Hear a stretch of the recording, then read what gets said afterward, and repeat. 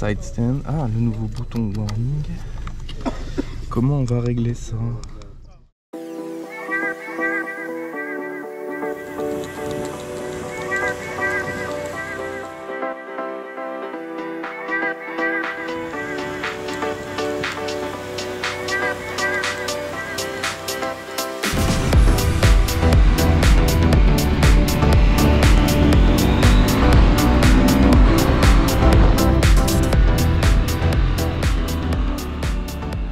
Salut les trailistes, bienvenue sur la chaîne YouTube de Trail Adventure Magazine. Je suis ravi de vous retrouver pour une nouvelle saison d'essai des trails de l'année. Aujourd'hui, on commence tout de suite, on est au Portugal et on est avec KTM pour l'essai de la nouvelle 890 Adventure, le modèle standard, et on va tout de suite en faire le tour.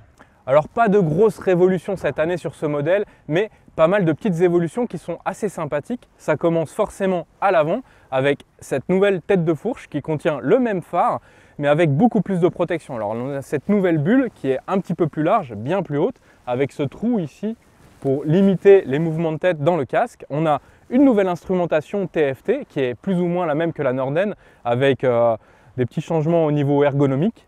On a un petit port USB ici, on a toujours la prise allume-cigare.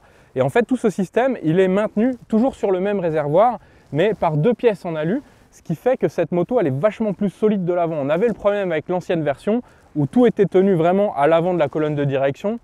Maintenant donc on a 4 points, ça ne bouge plus, ça ne vibre plus, donc ça c'est une vraie amélioration.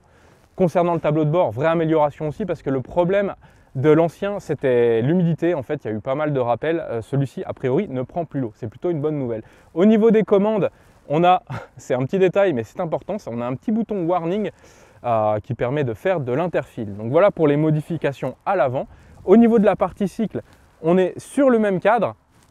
En revanche, les suspensions évoluent pas mal, notamment à l'avant, puisqu'on a maintenant des petits réglages avec des boutons, enfin des petites molettes assez sympas. Donc on a la compression à gauche, la détente à droite, toujours pas de pré-contrainte. Par contre, on en a à l'arrière avec la petite molette, ce qu'on avait déjà avant. Ces suspensions, elles ont été aussi revues dans leur fonctionnement, elles sont un petit peu plus rigides. Alors on pourrait croire que ce sont les mêmes que la Norden, mais non, la Norden elle a un petit peu plus de débattement, mais elle a été pensée plus pour le confort. Donc celles-ci elles sont bien plus raides et on va le voir tout à l'heure en roulant. Le moteur exactement le même, 105 chevaux, 100 Nm de couple.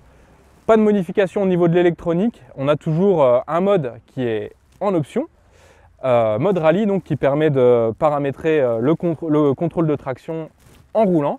On a un régulateur qui est optionnel et tout ça en fait, toute cette électronique elle est offerte pendant le temps du rodage avec le fameux mode démo. Ensuite il faudra le payer, malheureusement j'ai pas tout de suite le tarif à vous donner. Au niveau de la protection à l'avant, on a aussi un nouveau sabot moteur qui est plus enveloppant, mais le réservoir reste le même. On a aussi au niveau de l'assise une nouvelle selle un petit peu plus confortable, elle est toujours réglable. Là, elle est à 840 mm, on peut la remettre ici à 860 et il existe maintenant un kit de rabaissement. Alors ça va amputer un petit peu le débattement, on va descendre de 25 mm, mais ça donne vraiment une moto accessible comme vous allez pouvoir le voir à l'essai. Alors, Ride Mode, Street Rain Off-Road, Rallye, c'est ce qui nous intéresse tout de suite.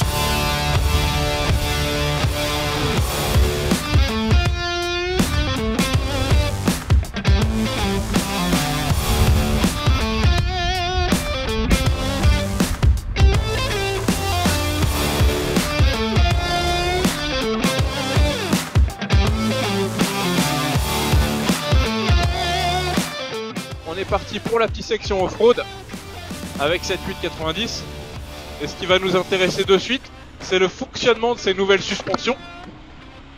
Et écoutez, c'est très ferme hein. On reste sur un débattement de 200 mm comme je vous expliquais tout à l'heure. Sur la Norden en revanche on est plutôt à 220, mais on sent que c'est beaucoup plus raide.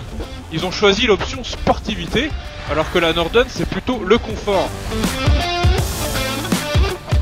C'est plutôt pas mal, pourquoi? Parce que ça nous fait une moto qui est encore basse, donc on peut poser les pieds assez facilement au sol, et puis on a beaucoup plus de retenue hydraulique, donc quand ça commence à taper, on sent que la moto va pas forcément au fond tout de suite. Donc bref, on a une 890 qui est nettement plus sportive que la toute première version, ça fait un excellent compromis pour voyager dans les champs. Au niveau des pneumatiques, ils ont choisi d'équiper avec du STR, c'est un pneu qu'on connaît depuis un moment. Il fait le taf, hein. C'est pas vraiment l'idéal dès que ça commence à être très glissant. Mais pour un pneu mix, là on a vu bout de piste. Allez, c'est parti pour la partie route de cet essai. Alors, ce qui nous intéresse, c'est forcément cette bulle, cette protection. Est-ce que cette bulle protège? Bah écoutez, oui, c'est bien mieux qu'avant. Alors déjà, il y a une espèce de rigidité qui s'est créée là autour de cette bulle. Elle est fixée sur bien plus de points qu'auparavant. On est sur un système assez similaire à la Norden, sauf qu'elle est beaucoup plus haute et c'est beaucoup mieux. Alors vous êtes aussi nombreux à m'avoir demandé pourquoi il y avait un trou dedans. C'est tout simplement pour éviter les vibrations dans le casque.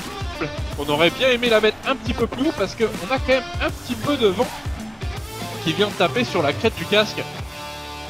Bon, après, ce qui est bien, c'est qu'on a toujours la protection du réservoir qui est placée tout en bas là, donc on a les pieds au chaud.